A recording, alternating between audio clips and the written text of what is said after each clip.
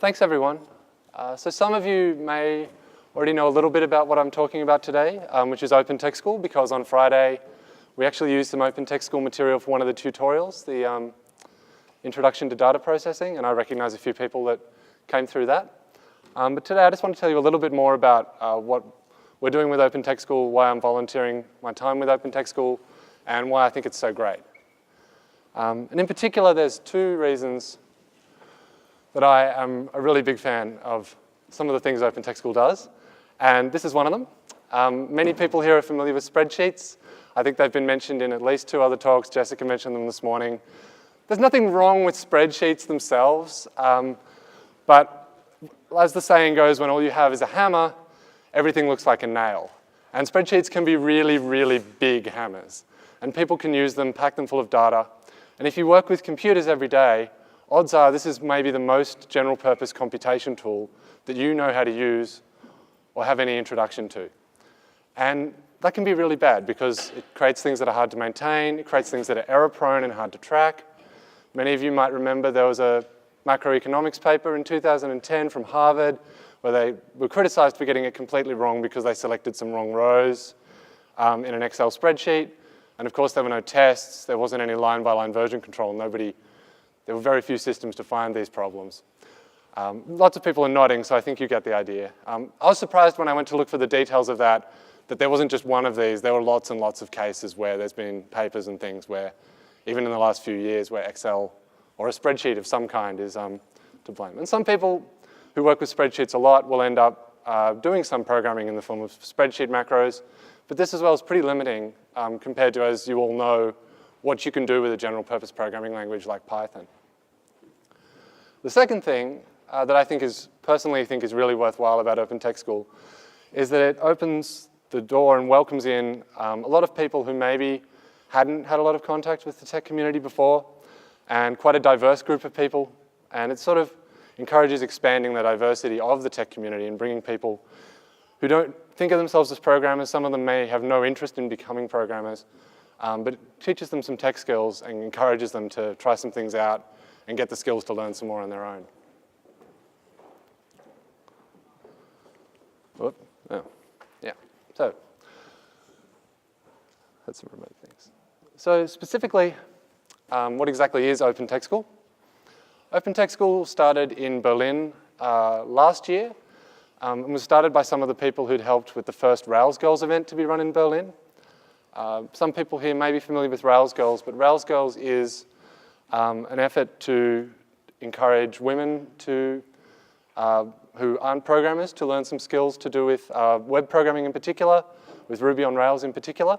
So first run in Finland, they've now run them all around the world, and the standard model is 2 days, full-time, intensive program, lots of one-on-one teaching, lots of small group teaching, sort of around all of the skills required to sort of give somebody a basic grounding in web programming skills. And some of the people who were involved in Rails Girls Berlin thought the Rails Girls teaching model was so good, why not try to adapt it into sort of more general teaching for other tech skills? Why not try to run some sort of shorter workshops? Because, I mean, 2-day intensive workshops are great, but they're also quite a big ask on the coaches and quite a big ask on the organizers. And try and open it up to sort of as many people as possible get involved in that kind of teaching. So this is another photo from last month. Open Tech School Melbourne ran a workshop called Social Coding with Git. As you can see, it doesn't look a lot like a typical classroom environment. Everybody's working on their own laptop from workshop material that's on the internet. There's people moving around the room and sort of helping each other out. Some of those are coaches, which are people who have some knowledge in the particular domain that the workshop is about, and they're just there to help. Some of the people in that photo are just other workshop participants who are sort of getting up and going over to help somebody who's stuck with something as well, which is one of the other great things about these workshops, is it sort of encourages that kind of interaction. And there are 5 key principles that Open Tech School is based upon. The first of those is openness and the spirit of sharing. All of the Open Tech School materials are released under open source licenses. All of the organization and discussion happens on public mailing lists. Anybody who wants to become involved can go to the mailing list and see what people are talking about. They can join in and interact, and they can take the materials. Most of the workshops are Creative Commons licensed. Fork them, use them, do whatever you like with them, essentially. The second principle is empowerment. The idea being that people come to these workshops and work themselves on their own laptops. All the material's available on the web. It's available after they go. And the idea is, as well as giving them some skills in the workshop, to give them the feeling that they can go away and hopefully continue some of that learning, look things up online, and feel sort of empowered with the capability to do those things. The second part of the empowerment there is transitioning people who come in as participants in workshops to maybe come back and coach with workshops later on if they do some more of this stuff. And I'm quite pleased to say that we've got 3 organisers now at Open Tech School Melbourne, and one of them is someone who first came along a few months ago for a beginner workshop, and now they've come back to coach and they've come back to organise, and they've sort of become a part of the organisation in that way, which I think indicates that we're doing something right, hopefully. We think it's really important to provide a safe learning environment. Learning technical skill you're not familiar with is quite daunting. It's really important in these workshops that people feel like they can put their hand up and admit that they don't know something, and not feel like that anybody's going to tease them or laugh at them or look down at them or talk down at them. And that's one of the strong focuses that we give our coaches and everybody who comes along. We aim to provide a hands-on learning experience. Like I said before, everybody brings their own laptop to an Open Tech School workshop. They've got the materials available then and later on. They install all the software on their own laptop with some help from the coaches. They have all of the tools that they need to go away and keep doing this, and hopefully feel like they can keep doing it at the end of the workshop. Open Tech School is not for profit. All of the people who donate their time to organising are volunteers. All of the workshops are run free of charge. There are very few overheads. We can usually find organisations that will donate space to this kind of thing without any trouble, like the very generous Kiwi PyCon organisers. And through all of this, we're aiming to build a community that's self-sustaining and resilient, that people can come in and out of and get involved without there being sort of a high barrier to entry at any point. And that appears to be working. Since April last year with the Berlin chapter, there are now chapters throughout Europe. There are 2 chapters in the Middle East, in Ramallah and Tel Aviv. And there's Open Tech School Melbourne, which is how I found out about Open Tech School and got involved. And there are also people in other parts of the world who've either used the workshops or are looking at using the workshops, or are talking to people about setting up Open Tech School chapters. So we're hoping that's going to grow quite a bit more. In terms of the specifics of how Open Tech School works, I mentioned before all of the workshops are available under open source licenses. We make very heavy use of GitHub.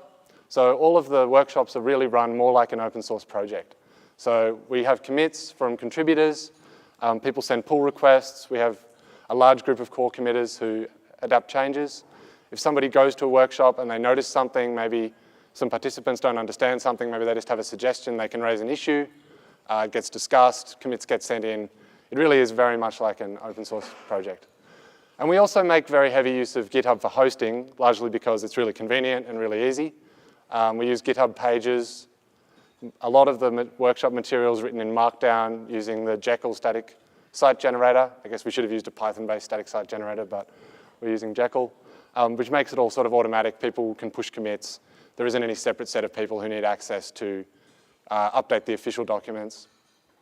And all of that stuff is basically just makes it convenient to have a decentralized sort of organization. The other critical thing about how Open Tech School is run is the coaching model rather than the teaching model. We do stress that coaches aren't teachers. The material that's in the workshop is intended for people to work through it themselves, but the idea is to have quite a large pool of coaches that are present there and are able to sort of help you get unblocked if you get stuck at a particular point. So in particular, I'm sure everybody here has learned some new technical skill and you're working away and then you get stuck on something and you've got absolutely no idea what to do next. And sometimes you can be stuck for hours or days. And the idea behind the coaches is that you can put your hand up and say, I don't know what to do here, and somebody will come over and explain some of those things, get you unblocked and back on the path. And that, particularly when you're starting out, I think is just the most valuable thing about doing face-to-face workshops, is having that opportunity. So there are a few reasons why I think the open tech school model is a good one. The first one is those well-defined principles I talked about before. If you think those are good principles, then you'll find that the people in open tech school largely agree with you, I've found. So you've got to know that you've got largely like-minded people. Despite that fact, it's a very loosely coupled organization. So if you have an idea that falls within the general principles of open tech school, you'll find people around that will support it, and you can go ahead and do what you wanted to do. Above and beyond that, though, the thing I really like about this is that it comes with batteries included. I've run some workshops before coming to open tech school. Anybody here who's run workshops and tutorials knows it's a whole lot of work. You've got to write the material. You've got to come up with advertising copy. You've got to find people to be involved, and you've got to explain to them how you want to run it. And all of those things are kind of handled by adapting on somebody else's model, and that's how open tech schools tries to be set up. And I think of it a bit like a Linux distribution for software. So you could go and build a bunch of open source software yourself individually, or you can get a distribution like Ubuntu or Debian or Fedora, and somebody's already put most of that together, and you can just do what you really care about on top of that. And that's part of the appeal. And we use a whole lot of Python for our workshops. This is a short list of the workshops that Open Tech School has run involving Python. The Introduction to Programming course is probably our most popular course. It's been run the most times all around the world, and it's entirely Python. And from that basis, we try to have a range of other courses, or workshops, I should say, that expand out in different directions without requiring too much additional knowledge. And in addition to these Python workshops, we have the social coding with Git one I mentioned before. There has been a Ruby workshop, I think. There are some web-based workshops, and there's some JavaScript-based workshops, but the Python ones are quite popular. How to build a simple web application with a micro framework, how to connect to a web API and pull some data. The BioPython workshop's been run in Sweden at some point, I think.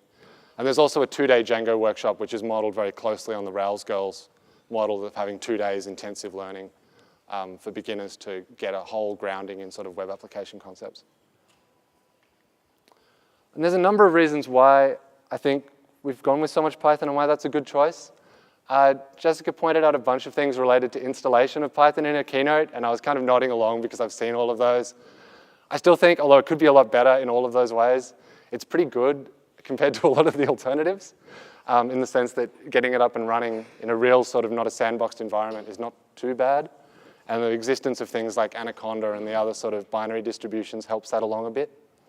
For beginner workshops as well, the fact that you get so much in the standard library means you can do quite a bit just with the basic installer.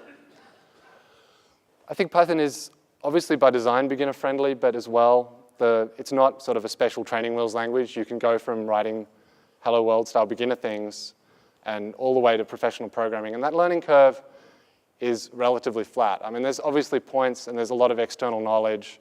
Jessica mentioned shell interactions and things like that that you've got to pick up at some point. But for the most part, there isn't some point where you're stalled on a whole bunch of concepts you have to know in order to move ahead.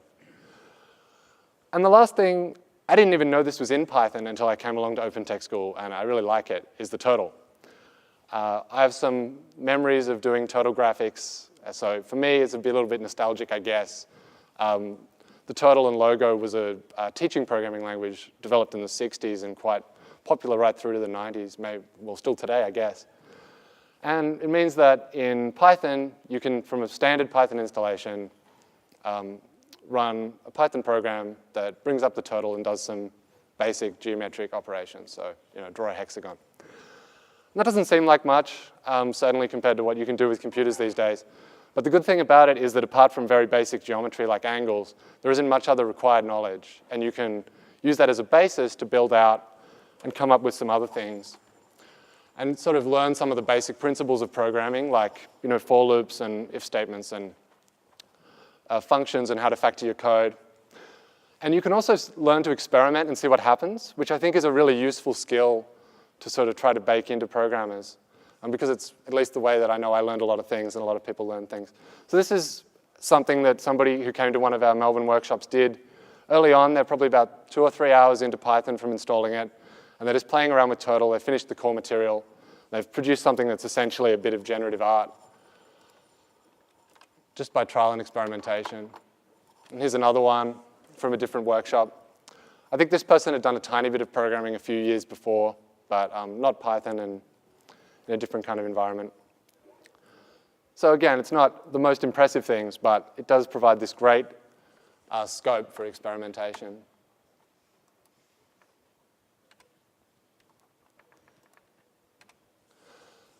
This is the starting point, the first thing that you build as part of the Python Flask workshop.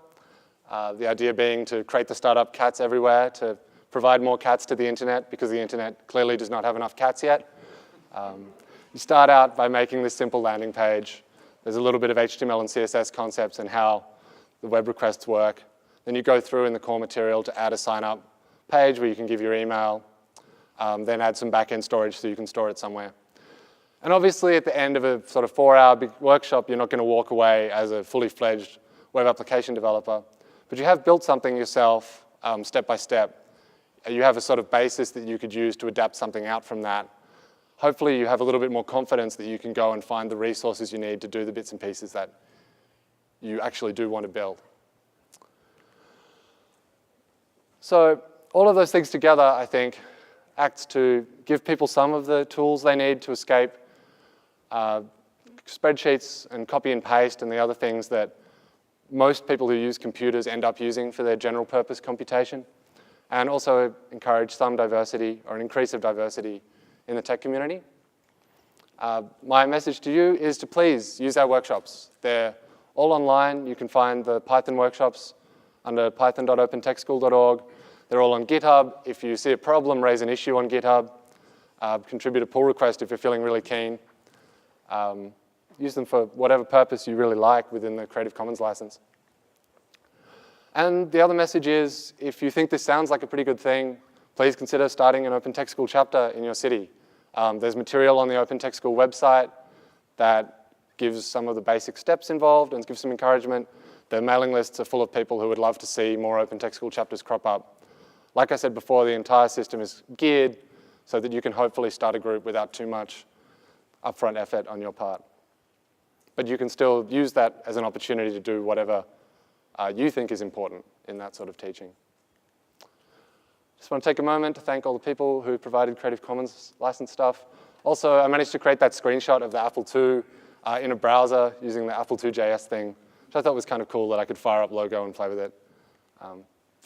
Some contact details for Open Tech School there. We've got a global Twitter account. OTS Australia is currently just Open Tech School Melbourne, but we're hoping to grow that over the next year or two. The websites and a way to contact me.